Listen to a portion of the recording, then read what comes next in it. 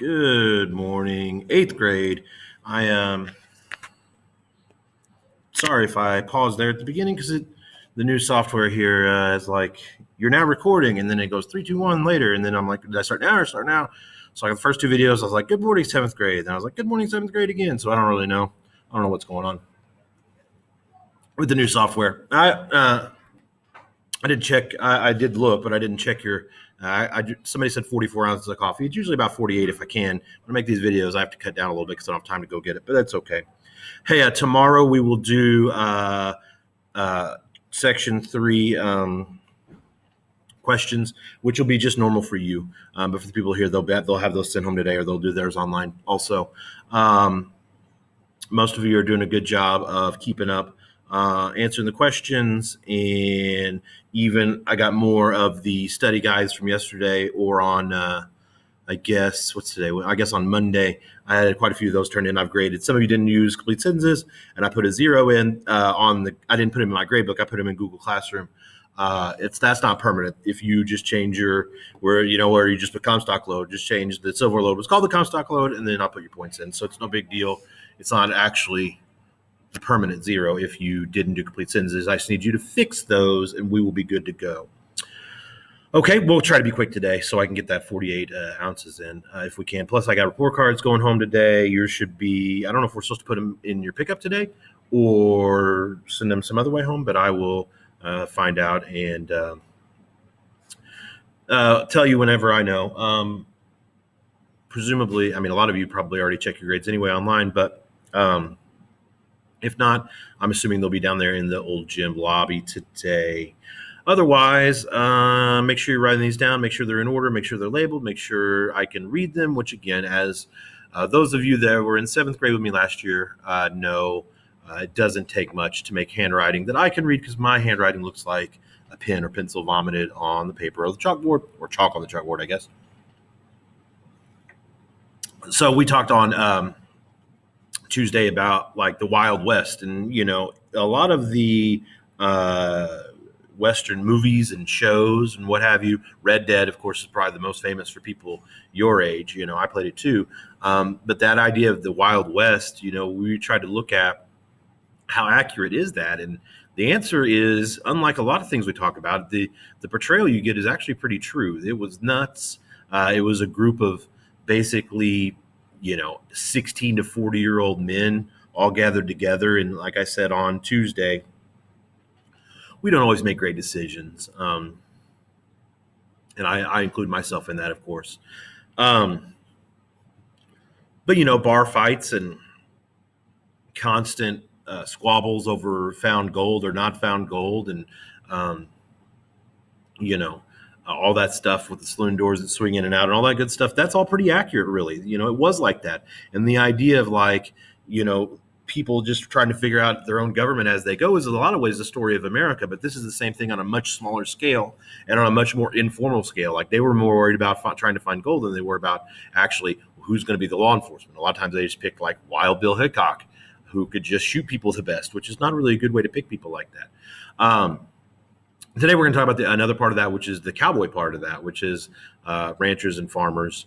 Ranching is farming, but animals instead of plants, basically. Okay, you obviously you don't grow cows out of the ground. I don't know. It's 2020 now, maybe soon. That'd be weird. But raising and caring for animals instead of corn, or you could see the wheat calendar back there.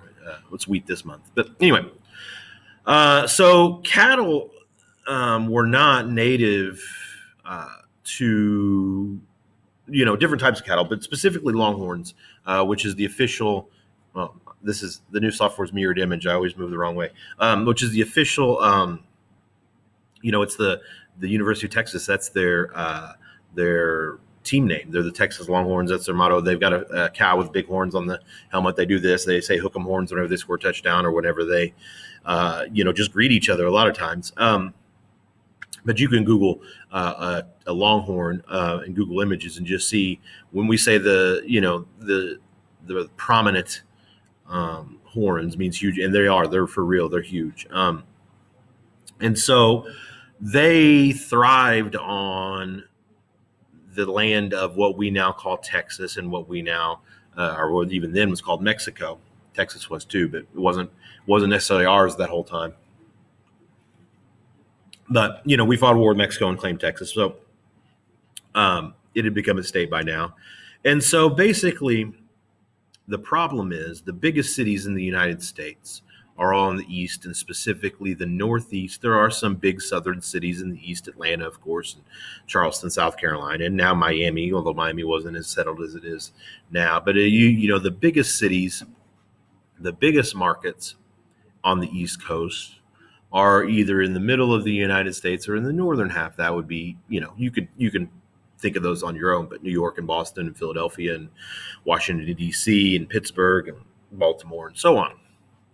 So the problem is, as we talked about earlier on Tuesday, the Transcontinental Railroad is going across the northern half. And so basically all the rail lines are cutting across the northern half of the United States, but most of the steer, most of the cattle, most of these longhorns are in the southern part of the United States.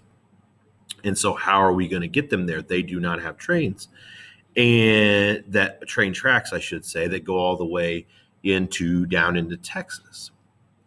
If why don't they just build them? Well, because the idea behind this is that these people have these giant ranches that are all open fields. They don't want to lose that by having to have train tracks cut through their private property, because you're going to read, or as you read yesterday, the price of one cattle went from $3 to $40. And so a lot of these people at this time are getting rich off the idea that they could just raise and drive cattle. So we've got to figure out a way to get the cattle from Texas into at least Kansas, Abilene, or into Missouri, or into Denver, Colorado, on a train to ship out east, where they could be processed into usable product, which is a friendly way of saying killed and turned into hamburger. But anyway, and so like it says here, like I said, you read yesterday, $3 to $40 per head. Head is just how you count things. It's not just literally just a head, like a severed head of cattle. You know what I mean? Like when we go on field trips, we say do a head count. It would, it's not just heads rolling around on the bus. I know it's almost Halloween, haunted bus attraction, but that's not what we're talking about. A head is just a head count, because everybody's got one head. If you do an arm count, you got twice as many as you got, assuming everybody's got two arms, which not everybody does. But anyway, so by the 1870s, cattle drivers were taking these to railroad stations, like I said, in Abilene, Kansas, or in Missouri, like it says here. And, that's over 300%, or 1,000% jump in prices. I don't know. Don't make me do math. But anyway, 100% would be going to 6, and 200% would be, anyway, 9. And I don't know, whatever. You get it. It's a big jump. So you got to get them there, and the only way to do it is walk. We don't have airplanes, semi trucks, paved roads, or whatever. And the idea of just walk really undersells how difficult this is. This is over 1,000 miles. Texas, if you have not heard, is a big place. If you don't believe me, ask anybody from Texas. They love talking about Texas. They're the only state in the union that can fly their own flag at the same level as the American flag. Texans used to be their own country, and they really remain the independent idea that Texans are Texans first and Americans either equally or less so is really still there. And Texans love talking about Texas. Like, hey, did you eat a bowl of chili last time? Yeah, you never had chili till you had Texas chili. You're like, oh, all right. Sunset was pretty last night. You ain't never seen a sunset. Now, okay. So Texas sunset. All right, same sun. But anyway, you never had a bowl of Cinnamon Toast Crunch until you had one in Texas. Like, well, it's the same box. Anyway, so we'd have to leave in the spring. We played Oregon Trail at the end of very, very, very well. We didn't because we had the COVID. But at the end of every year, we usually do. We play the old game Oregon Trail on the computer. And you have to plan when you're going to leave. And if you leave too early, You're talking about January, February, it's too cold. Nothing's there to grow or eat for the cattle specifically. If you leave too late, sorry, somebody knocked on my door. Had to pause there. Maybe that looked cool, like as a magic trick. The mask just appeared on my face. I don't know. Where was I? So we got to dry. Texans love Texas. We were talking about that. You've got to, if you leave too early, there's no grass on the ground. If you leave too late, obviously it turns to fall, or even late June and July. In a lot of these southern states, the grass, as you've probably seen, if your yard is anything like my yard, by the time June and July gets here, the rain dries up quite a bit. That turns brown and not when it turns brown, there's not enough nutrients to feed the cattle in there. And so this is what when we think of the cowboy age, Woody from Toy Story or whatever, this is what we're talking about. Okay, and so you can see here this is the most famous, the Chisholm Trail here. That there's Abilene, Denver's over here, of course, and there's Sedalia, Missouri is one that's mentioned in the book. It's a very popular one. Okay, and they get on these train tracks that meet the Union Pacific. This is the transcontinental track up here. Excuse me, but they had other tracks that could go out east too. But I know, maps don't do this justice, but this is a matter of months, herding literally thousands of cattle. And cattle are not, this is the problem, that farmers are really upset by this. And so they invent it, specifically the guy from Illinois, I don't remember the name off the top of his head, barbed wire. Because you think about this, if you're going to put a fence around, an acre, we've talked about acreage a lot when we talk about land rights, which is really one of the driving stories of American history. An acre is about a football field. And if you're owning ranches or farms that are literally hundreds and sometimes thousands of acres, think about 3,000 football field area of land. The idea of putting a wooden fence around that is not really feasible. Think about putting one plank after another, boop, boop, like around possibly your yard if you've got a pool or whatever. You have those fences, even if you don't sometimes. But think about putting that around a farm or a ranch that's the size of 2,000 football fields or whatever. And so we've got to come up with another solution. And the problem, and so it's barbed wire. And that way it is, you take two pieces of wire, you make the barbs or the whatever you want to call them, spikes. And then you twist the wire around until they tighten up around it. And then you string that between posts that are 10 or whatever feet apart. And so cattle are not going to, they were eating farmers' crops. And that's why the farmers need the barbed wire. And so ranching and farming, today we think of them as a pretty similar occupation. And even back then they were too, but they were also at odds. They were also enemies in a lot of instances because farmers want the cows to not eat their crops when they're marching through Texas to get to the railroad. Cows are not going to be like, oh, excuse me, that's Mr. Johnson's corn. Cows are cows. They're going to eat the corn.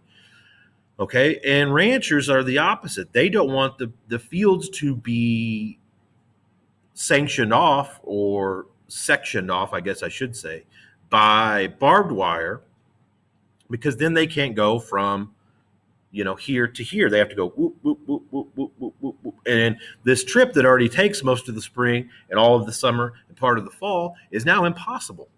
And so this really closes the idea of the open range. Okay, the idea of the long drive, this idea is dying because of the invention of barbed wire. And it's hard, it really did a lot of this industry in, but it's hard to blame the farmers also. This is a situation where you have two sides that are competing each other. It's hard to say who's right and who's wrong. The farmers, killed in a lot of ways this long drive ranching cowboy industry. But on the other hand, they were tired of getting their crops eaten, and so they've got a right to make a living too. And so, this is also a very common, not just American, but world history story, is the idea of two conflicting interests where neither are necessarily right or wrong, but it's hard for both to coexist at the same time.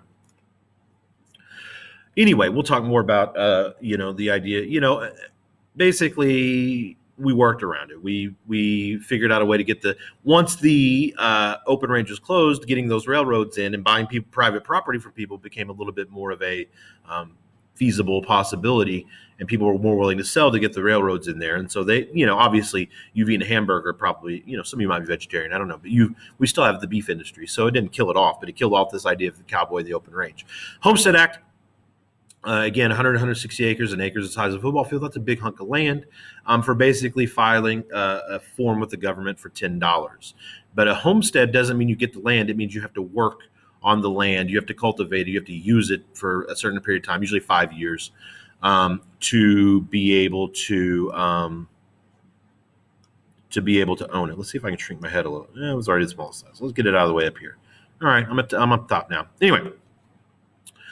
So this encouraged people to settle the West. Now, this is, again, a zero-sum game. This is not just, hooray, everybody's got land now. This is land that was specifically set aside for Native Americans. And now this is being one in a series of broken treaties that now these people that were told that this is your sacred land, this is going to be yours forever, is now being given away for $10 per 150 plus acres.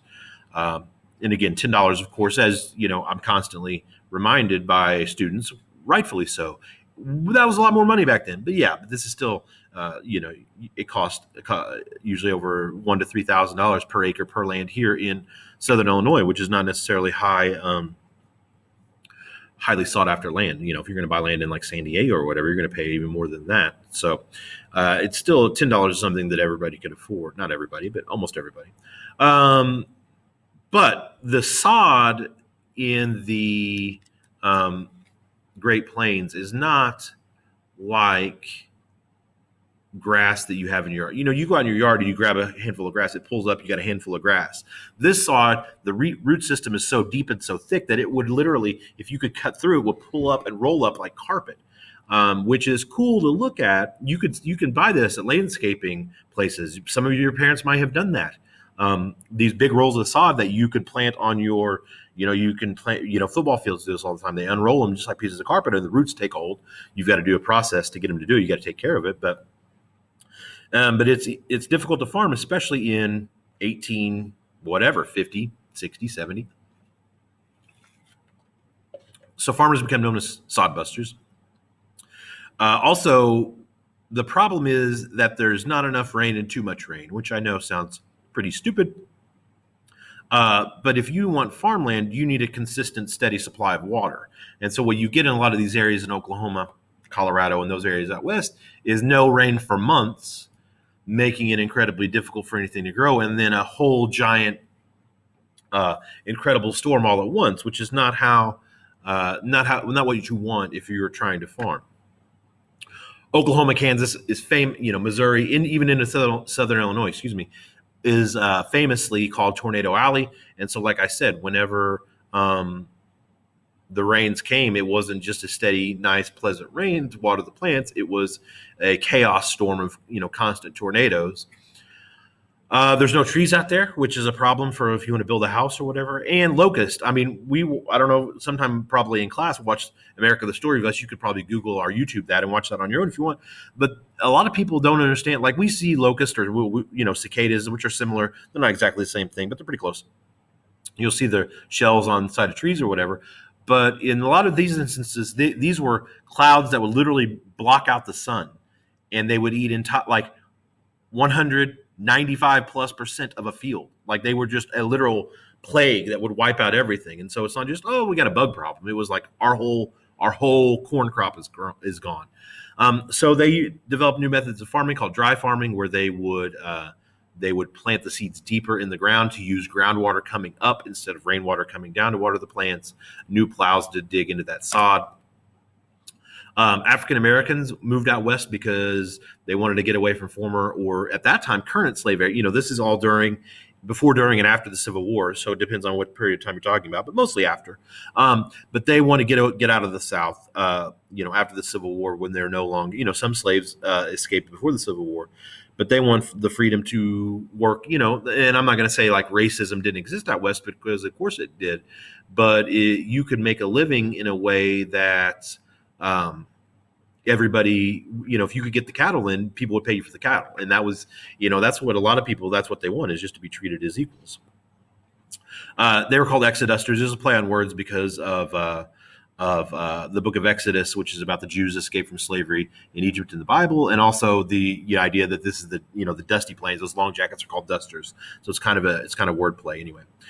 So Oklahoma, the people settling Oklahoma are known as boomers. For you online people, I don't mean online like in class. I mean online just like in your everyday life. The abbreviation for Oklahoma is OK. So these are OK boomers. But they were lined up to go get land, and then they found out once they played the horn, or it was like a long race. They were all like, okay, this is the morning we're going to go get the land, and basically they just had them all at the starting line, and when they played the bugle, bah, bah, bah, bah, they let them go in and just take whatever land they get. But then they got in there and they realized people had snuck in before. They were called Sooners. By the way, that's the University of Oklahoma's college name. They're Oklahoma Sooners, and that's what they chanted each other at their football games, basketball games. Oh, Boomer Sooner, Boomer Sooner. But well, that's not fair. That's cheating, you're going to say, and you're not wrong. But and you know what I mean? This person was here too soon. No, I wasn't. And now what? What are you going to do? You know what I mean? It's not. This is 1830. This is 1889. 1889 is when they opened up. There's not like security cams you can check. Okay, you can't geotag their phone. You know what I mean? It's just like whoa, And so it's always easy to be like, well, they should have kicked the people that got in there early out. Okay, but how? How are you going to do that? It's always easier, and I don't disagree that they should have, but again, the logistics of it are difficult to impossible, because you're talking about thousands, if not hundreds of thousands, if not millions of acres of land. So it's not easy to just have, again, patrol it like in a cop car. There's no cars, So the idea of just catch them, well, it's easier said than done. So that's it for today. Masks, wash hands, all that good stuff. Like I tell you always, stay safe. And tomorrow we'll do questions just like normal. Like I said, for you, it's just a normal day. But for the people here, they'll have an assignment to do tomorrow also online, or I'll give it to them in person here if they want it. Attendance question. Who do you want to win the World Series? And if you don't care or don't even know who's playing the World Series, that's fine. Just tell me that. It's just, again, your answer is not the point. The point is just to make sure that you're watching these. So have a good Thursday. I will not talk to you tomorrow, but I will send the work home tomorrow. So have a great weekend, and you will unfortunately have to see my floating head again on Monday. Talk to you later. Bye.